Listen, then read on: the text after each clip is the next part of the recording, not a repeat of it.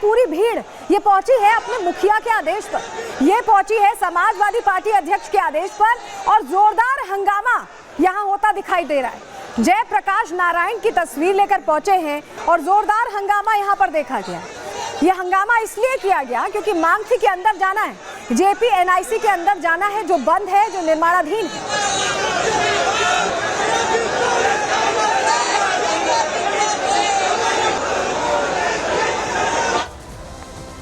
इस दौरान बड़ी संख्या में कार्यकर्ता पहुंचे, हो हंगामा हुआ, बैरिकेड्स तोड़े गए। क्या कुछ वहां सूरत हाल था, हमारे सहयोगी अजय की आपको उस वक्त की रिपोर्ट, सुबह की रिपोर्ट दिखा रहे हैं। आपको पुलिस की तरफ ये कार्यकर्ता अब बढ़ते हुए दिखाई दे रहे हैं, नारेबाजी करते हुए बैरिकेडिंग के सामने जाकर जोरदार नारेबाजी करके पुलिस को चुनौती देते हैं। ये सपा के कार्यकर्ता दिखाई दे रहे हैं। ये बैरिकेडिंग के पास पहुंचकर कार्यकर्ता हाथापाई पर आमादा होते दिखाई दे रहे हैं। देखिए कैसे यहाँ पर पुलिस ने बैरिकेडिंग लगाकर रोक रखा है, रास्ते को रोकने की कोशिश की जा रही है। और देखिए बल्लियों पर चढ़ते हुए कार्यकर्ता दिखाई दे रहे हैं, बल्लियों पर चढ़कर ये कार्यकर्ता पार करने की कोशिश कर रहे हैं, बैरिकेडिंग में घुसने की कोशिश कर रहे हैं। देखिए यहाँ पर पूरी तरीके से समाजवादी पार्टी के जो कार्यकर्ता हैं, जो पुलिस ने रोकने के इंतजाम किए हैं, देखिए ये यहाँ पर बैरिकेडिंग पर चढ़कर पार करने की कोशिश करते हुए, झंडा लेकर लहराते हुए समाजवादी पार्टी के ये कार्यकर्ता दिखाई दे रहे हैं। हंगामा हुआ, उसके बाद वहां लखनऊ पुलिस की टीम पहुंचती है अखिलेश यादव के घर, उनसे समझाइश करती है, उन्हें बताती है और उसके बाद ये माल्यार्पण वो खुद ही प्रतिमा लाते हैं, खुद ही माला लाते हैं और कार्यकर्ताओं के बीच पहुंचते हैं और माल्यार्पण कर देते हैं। ये तस्वीर सामने आई है और इसको लेकर हमने अखिलेश यादव से बात भी की कि आखिर इस तरह से हो हंगामा क्यों कर रहे हैं जयंती पर। सुनिए जरा उन्होंने क्या जवाब दिया है। देखिए बीजेपी से कोई उम्मीद नहीं कर सकते कि लोकतंत्र को, और लोकतंत्र में जिनकी वजह से लोकतंत्र है उनका सम्मान करें। जयप्रकाश जी स्वतंत्र आंदोलन में थे, जयप्रकाश जी भारत रत्न हैं, जननायक जयप्रकाश जी, जिनका बड़ा योगदान है लोकतंत्र को बनाने में। जो आज लोकतंत्र दिखाई दे रहा है वो उन्हीं का योगदान, उन जैसे हजारों लाखों लोगों की वजह से। गांधीवादी जयप्रकाश जी, गांधी जी के साथ काम करने वाले, उनका अगर जयंती नहीं मनाने दे रहे हैं तो इसका मतलब ये है कि ये लोकतंत्र के खिलाफ हैं, संविधान बनाने वालों के खिलाफ हैं लोग। इसी फोर्स से ये हमें सुरक्षा के साथ ले जा सकते थे, लेकिन सुरक्षा इसलिए लगाई इन्होंने कि हम जा ना पाएं।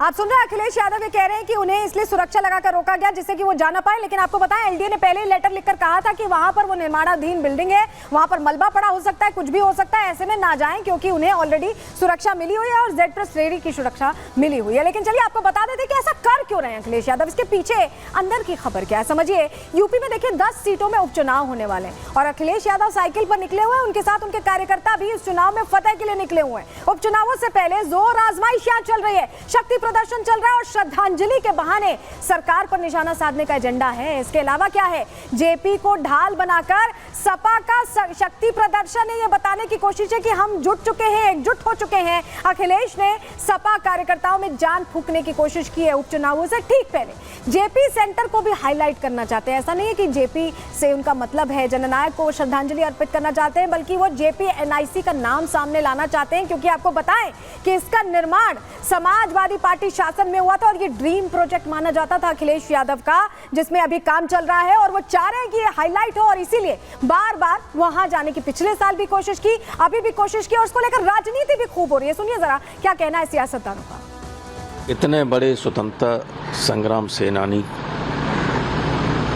को जिस तरीके से, और जिन्हें पहले ही हमारी भारत सरकार भारत रत्न दे चुकी है, उनके मूर्ति पर माल्यार्पण करने देना ये बहुत ही घटिया और शर्मनाक हरकत है उत्तर प्रदेश सरकार की। सुरक्षा कारणों से लखनऊ विकास प्राधिकरण ने उस स्थान को किसी भी आने जाने के लिए प्रतिबंधित कर रखा है। अखिलेश यादव जी स्वयं बड़े नेता हैं और उत्तर प्रदेश जैसे राज्य के मुख्यमंत्री रहे। उनका ये प्रयास केवल मीडिया में सुर्खी बनाने के लिए, मीडिया में अपना स्थान बनाने के लिए है। तो हमने आपको बता दिया कि दरअसल ये जो कुछ हो रहा था वो जयंती को लेकर नहीं था, ये वोट बैंक को लेकर था, कोशिश यही थी। चलिए आगे बढ़ते हैं। समाजवादी पार्टी के एक और नेता हैं जिनके बिगड़ैल बोल बार बार सामने आ रहे हैं और हर बार वो सनातन पर चोट पहुंचाने की कोशिश कर रहे हैं। क्या वो नए आजम खान बनना चाहते हैं या नए ओवैसी बनना चाहते हैं, इसी पर अब बात करेंगे।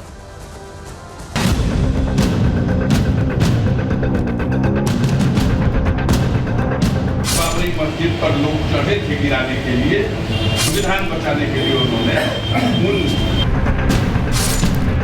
धरती पर कोई दूसरा भी व्यक्ति था जो इतना बड़ा साहस उठाता। साहसी कदम नहीं था बल्कि वह एक कायराना सरकार द्वारा कृत्य था।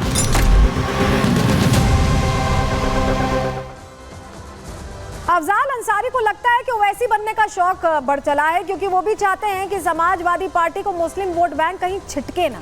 ओवैसी भी हर रण में कूदे ही रहते हैं, हर चुनाव में कूदे ही रहते हैं, तो ऐसे में समाजवादी पार्टी का मुस्लिम वोट बैंक ना छिटके, इसके लिए अब अफजाल अंसारी नए मुस्लिम नेता के तौर पर उभर कर सामने आना चाहते हैं। और इसके लिए अपने मुखिया, सपा मुखिया को भी खुश करने के लिए वो क्या करते हैं, बार बार सांप्रदायिक बयान देते हैं। और ऐसा ही एक बार फिर उन्होंने किया। ये बिगड़ैल बोल सनातनियों को पसंद नहीं आने वाले हैं, क्योंकि बार बार ऐसा कह रहे हैं, हिंदू आस्था पर चोट कर रहे हैं और प्रश्न सनातन को लेकर खड़े कर रहे हैं, कष्ट उनको भी दे रहे हैं जिन्होंने राम मंदिर का सपना देखा था। क्यों हम ऐसा कह रहे हैं, आखिर क्या बयान दिया है अफजाल अंसारी ने, चलिए आपको बता देते हैं। सनातन पर अफजाल ने फिर से टिप्पणी की है। अफजाल का कार सेवकों पर विवादित बयान सामने आया है। कार सेवकों पर गोली चलाना सही था, अफजाल अंसारी ये कह रहे हैं। संविधान बचाने के लिए फैसला लिया गया, यानी उस बात की ये पैरवी कर रहे हैं। अफजाल अंसारी ने मुलायम सिंह यादव के कसीदे पढ़े। मुलायम सिंह का निर्णय सही और साहसिक बताया अफजाल अंसारी ने। और इस बयान के बाद अब साधु संत समाज और जो राम भक्त हैं वो गुस्से में हैं। राम भक्तों पर गोली कायराना हरकत थी, चक्रपाणी महाराज ये कह रहे हैं।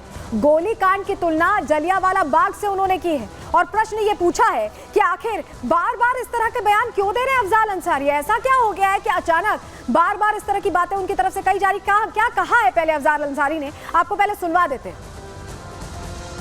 मैं नहीं समझता हूँ कि धरती पर कोई दूसरा भी व्यक्ति था जो इतना बड़ा साहस उठाता। जब अयोध्या में बाबरी मस्जिद पर लोग चढ़े थे गिराने के लिए, तो मुलायम सिंह के सामने सवाल आके खड़ा हुआ कि देश का संविधान बचेगा कि नहीं बचेगा। मेरी सरकार चली जाए तो देश की परवाह नहीं, लेकिन संविधान बचाने के लिए उन्होंने उन कानून तोड़ने वालों के खिलाफ सख्त कार्रवाई की गोली चलाई। हत्यारे कहे गए। दुनिया में जितनी गंदी से गंदी गाली है मुलायम सिंह को दी गई, लेकिन जितना उनके बारे में बुराई बतियाई गई उतना कद उनका बड़ा होता है। तो ये बयान उन्हें चोट पहुंचा रहा है जो राम मंदिर आंदोलन से जुड़े रहे हैं, और उनको भी चोट पहुंचा रहा है जिसने राम मंदिर के सपने को साकार होते देखा है। सुनिए जरा। बयान अत्यंत दुर्भाग्यपूर्ण है, क्योंकि वो साहसी कदम नहीं था बल्कि वह एक कायराना सरकार द्वारा कृत्य था।